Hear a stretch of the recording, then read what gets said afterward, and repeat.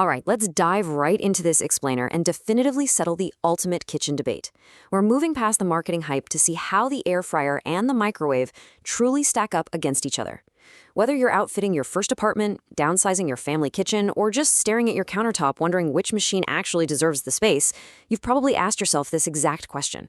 Today, we're going to look at the complete, research-backed comparison to help you make a confident, perfectly informed decision. Here's how this matchup is going down. First, the kitchen clash begins. Second, speed versus the crunch. Third, energy, cost, and cleaning. Fourth, health and safety facts. And finally, finding your ultimate cooking match. Okay, part 1.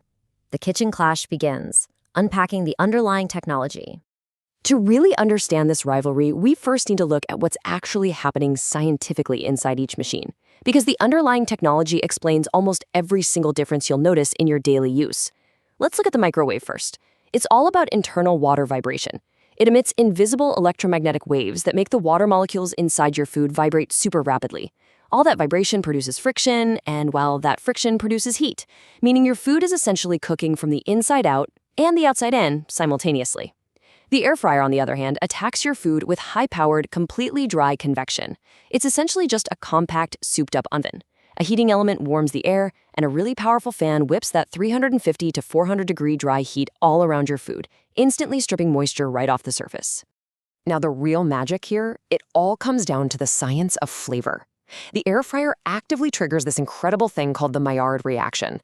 Because it uses rapid dry heat, it creates that gorgeous, crisp, browned exterior we all associate with deep frying. But here's the kicker. This exact process is entirely physically impossible inside a standard microwave. Since microwaves rely on vibrating water molecules, there's absolutely zero dry heat to trigger that browning reaction. And that right there is exactly why microwaved food so often comes out kind of soft, visually pale, and lacking that deep roasted flavor. Moving right along to part 2, speed versus the crunch, a performance and texture showdown. This round is literally a battle between raw, unmatched speed and that almighty crunch. It's a classic trade-off. You have to choose between getting your food hot in 90 seconds flat or waiting 20 minutes for restaurant-quality texture. If raw speed is your goal, the microwave wins outright. No contest. You can get a bowl of soup piping hot in 2 minutes. But, the texture suffers. Pizza gets super chewy and fried chicken completely loses its crunch. Now, the air fryer miraculously restores that deep-fried crispness, but it really demands your patience. It usually takes 12 to 20 minutes plus preheating. Oh, and also you absolutely cannot heat soup, melt butter, or steam vegetables in water in an air fryer without creating an absolute disaster. For liquids, the microwave is your only realistic option. But hey, there's a crucial point for the air fryer if you want to achieve that perfect texture. You absolutely cannot overstuff the basket.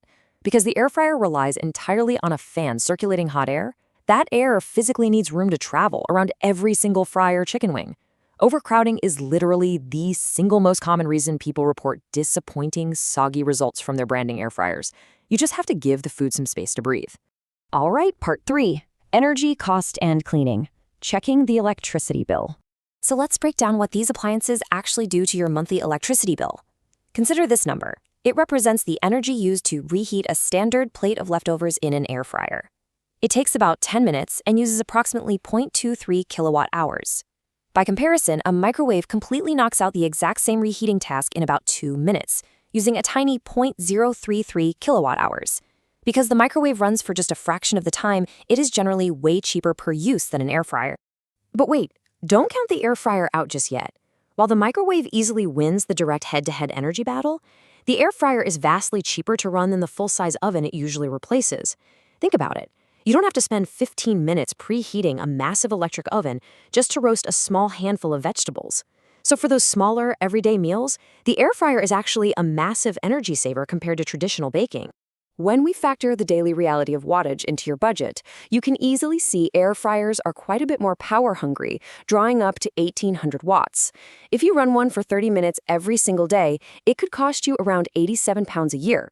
Microwaves, a total fraction of that simply because they're only switched on for 2 or 3 minutes at a time. And here's a quick pro tip. Unplugging your microwave standby clock can shave even more off your bill.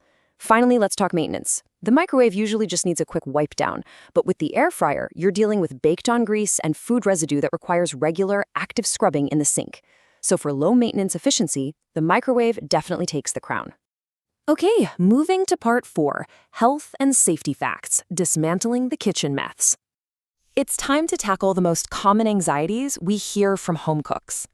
Let's just immediately address the elephant in the room and completely bust the absolute biggest myth about microwave ovens that is still circulating on the internet today.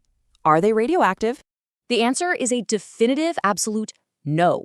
Both of these appliances are completely safe. Microwaves use non-ionizing waves. That means they have enough energy to vibrate water molecules and create heat, but they do not have anywhere near enough energy to alter your DNA or cause cellular damage, completely unlike ionizing radiation, such as X-rays. And as for air fryers, they use absolutely zero radiation. None. It's literally just a standard fan and a heating element inside a plastic and metal box. Nutritionally speaking, the healthiest choice purely depends on your specific personal goals. If your goal is cutting out cooking oils, the air fryer is a game changer. It drastically reduces fat compared to traditional deep frying. But if your goal is preserving delicate, heat-sensitive vitamins in your veggies, the microwave is actually superior because of its incredibly fast cooking times. Now, we've got to talk about acrylamide, a chemical compound that forms in starchy foods cooked at super high temperatures. Air fryers brilliantly reduce this by 90% compared to deep frying, which is fantastic. However, because microwaves don't brown food at all, studies have shown that microwave fried potatoes sometimes have the absolute lowest acrylamide levels across the board. So really, avoiding excessively high temperatures and not burning your food is the best strategy, regardless of the machine you're using. And finally, part 5, your ultimate cooking match. Which appliance fits your life?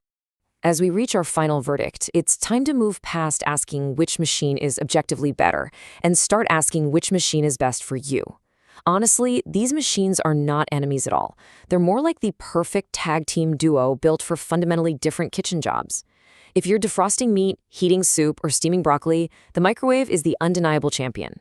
But the very second you want to reheat last night's pizza slice, cook frozen fries, or roast up some crispy Brussels sprouts, the air fryer is the only tool that's going to give you that satisfying crunch. Let's see how this actually builds into your daily routine by matching specific lifestyles to the right tool.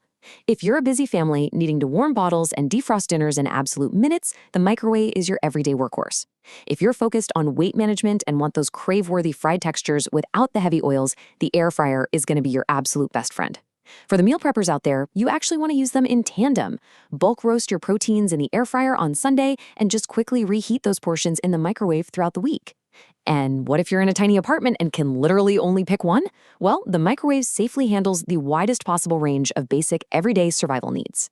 And that brings us to the ultimate conclusion from all our source data. You don't actually have to choose just one.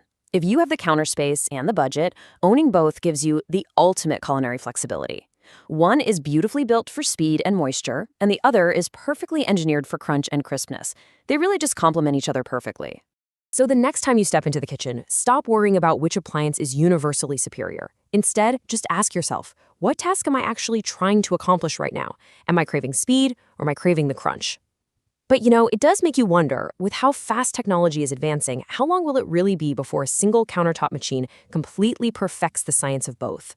Thanks for hanging out with me on this explainer, and happy cooking.